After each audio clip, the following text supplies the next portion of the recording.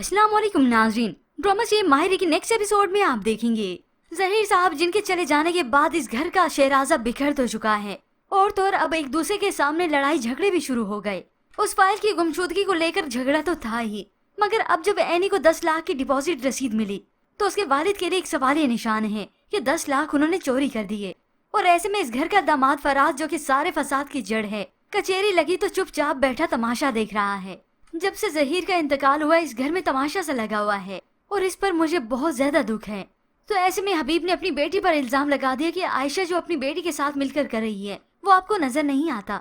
तभी फाकी ने पूरे सबूतों के साथ अपने चचा को वो फाइल दिखाई और वो रसीद भी।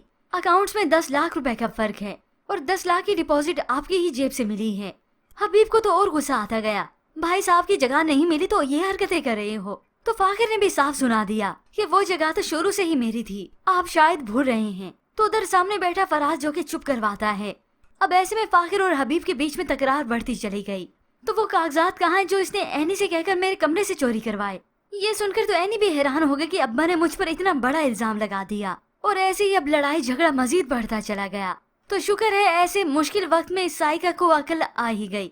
वो फौरन से बल्कि अपने शोहर के रोकने के बावजूद भी अंदर जाती है। अब शोहर को अंदाजा नहीं था कि ये सब ये कर देगी। वो फाइल लेकर आए तो ये है कागजात, तो सभी उसकी तरफ मुतवज्जा हो जाते हैं। और फराज उसे गुस्से से देखता रहा कि इसने ये क्या कर दिया, मेरा इतना बना बनाया खेल बर्बाद कर दिया। और फिर यूं ही सबकी अकल दंग रह गई कि सभी को शक होता रहा कि राहिला, हबीब और इधर फाकिर और एनी ने किया होगा। मगर ये खेल तो सारा था इस घर के दामाद का।